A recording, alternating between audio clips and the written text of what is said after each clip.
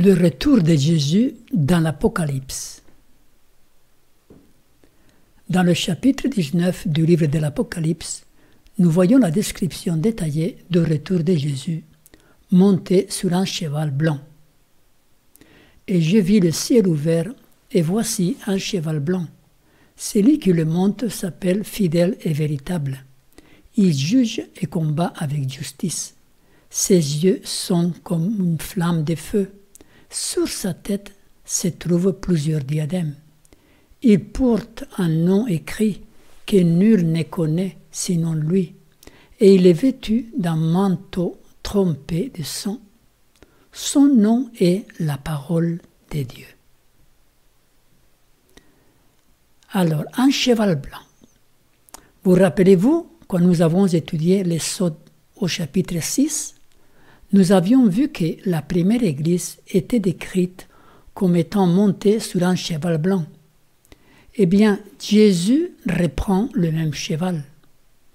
L'histoire de l'église primitive aurait dû continuer de la même manière. Une église pure et sans tache, pleinement consacrée à son Seigneur. L'histoire du monde aurait pu être raccourcie si l'église avait accompli le plan divin. Le cheval blanc aurait dû être le premier et le dernier de l'histoire. Fidèle et véritable, ce sont les caractéristiques de Jésus. Manteau trempé de sang. Ceci fait référence à son sacrifice consenti en faveur de l'humanité. Son nom est la parole de Dieu. Jésus est la parole, c'est-à-dire Dieu rendu audible. Jean nous dit dans son évangile, « Au commencement était la parole, et la parole était avec Dieu, et la parole était Dieu. » Donc la parole, c'est Jésus. Voyons les événements qui auront lieu lors du retour de Jésus. Plusieurs événements seront déclenchés autour du retour de Jésus qui marqueront la fin de l'histoire humaine sur cette terre. Tout d'abord, il y aura la fin du temps des grâces. Nous avons vu cet événement dans une de nos études précédentes. Vous pouvez voir aussi la vidéo intitulée « La fin du temps des grâces » pour vous familiariser davantage avec ce sujet. C'est quoi la fin du temps des grâces? C'est tout simplement le moment où Jésus quitte son poste en tant qu'intercesseur dans le sanctuaire céleste. Il n'y a plus de grâce, plus de pardon possible. L'humanité tout entière aura scellé sa destinée à ce moment-là. Plus personne ne peut changer de camp. Il nous est dit, et il sera dit à ce moment-là, que celui qui est injuste soit encore injuste, que celui qui est souillé se souille encore, et que le juste pratique encore la justice, et que celui qui est saint se sanctifie encore. Cet événement précipite le versement des coupes de la colère divine que nous avons vu au chapitre 16, mais nous le trouvons décrit au chapitre 19 avec d'autres mots. Les coupes de la colère divine sont versées sous la terre, après la fin du temps de grâce. De sa bouche sortait une épée aiguë pour frapper les nations. Il les pétra avec une verge de fer, et il foulera la cuve du vin de l'ardente colère du Dieu Tout-Puissant. Donc cette cuve du vin de l'ardente colère fait référence aux 7 dernières coupes citées au chapitre 16, qui culminent avec la destruction des réprouvés. Dieu n'est pas en colère contre personne.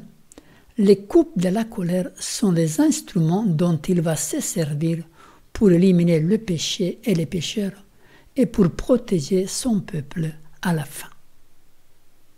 Puis j'ai vu dans le ciel un autre signe, grand et admirable, 7 anges qui tenaient 7 fléaux, les derniers, car par eux s'accomplit la colère de Dieu. Ces fléaux ou coupes accomplissent la colère de Dieu contre le péché. Ce même événement est illustré par la vendange du chapitre 14. Et l'ange jeta sa faucille sur la terre, et il vendangea la vigne de la terre, et jeta la vendange dans la grande cuve de la colère de Dieu. Et la cuve fut foulée hors de la ville, et du sang sortit de la cuve jusqu'aux morts de chevaux, sur une étendue de 1600 estades. C'est la destruction des réprouvés. Dieu et le mal ne peuvent pas cohabiter. Quand Jésus paraîtra, la gloire qui l'accompagne, ou qui accompagnera sa venue, détruira les réprouvés. Et alors paraîtra l'impie que le Seigneur Jésus détruira par le souffle de sa bouche et qu'il anéantira par l'éclat de son avènement. Ensuite, il y a la bataille de l'Armageddon, que nous avons vue dans une étude précédente aussi. On le retrouve dans ce chapitre 19. Et je vis la bête et les rois de la terre et leurs armées rassemblées pour faire la guerre à celui qui était assis sur le cheval et à son armée. Voilà donc les armées rassemblées, c'est ça, c'est la bataille de l'Armageddon. Nous avons étudié déjà ceci dans le chapitre 16 de l'Apocalypse. Dans ce chapitre 19, le même événement est décrit de manière différente. Mais c'est le même événement. Ensuite, les réprouvés vivant sur terre sont détruits. Et dans ce chapitre 19, il est imagé comme étant le festin de Dieu. Et j'ai vu un ange qui se tenait dans le soleil, et il cria d'une voix forte, disant à tous les oiseaux qui volaient par le milieu du ciel, « Venez, rassemblez-vous pour le grand festin de Dieu, afin de manger la chair des rois, la chair des chefs militaires, la chair des puissants, la chair des chevaux et de ceux qui le montent, la chair de tous, libres et esclaves, petits et grands. » Et les autres furent tués par l'épée qui sortait de la bouche de celui qui était assis sous le cheval, et tous les oiseaux se rassasièrent de leur chair. Les expressions utilisées peuvent paraître crues et grossières, mais nous devons nous rappeler que Dieu est en train de décrire la destruction du mal. Dieu ne se réjouit pas de la mort du pécheur. Au contraire, il souffre. Il nous est dit dans le livre d'Ézéchiel, « Car je ne désire pas la mort de celui qui meurt, dit le Seigneur, l'Éternel. Convertissez-vous donc et vivez. » Ceci aura lieu au retour de Jésus. La gloire qui accompagne le Sauveur détruit le pécheur. La bête et les faux prophètes sont brûlés. Et la bête fut prise, et avec elle le faux prophète, qui avait fait devant elle des prodiges par lesquels il avait séduit ceux qui avaient pris la marque de la bête et adoré son image. Ils furent tous les deux jetés vivants dans les temps ardents des feux et des soufre.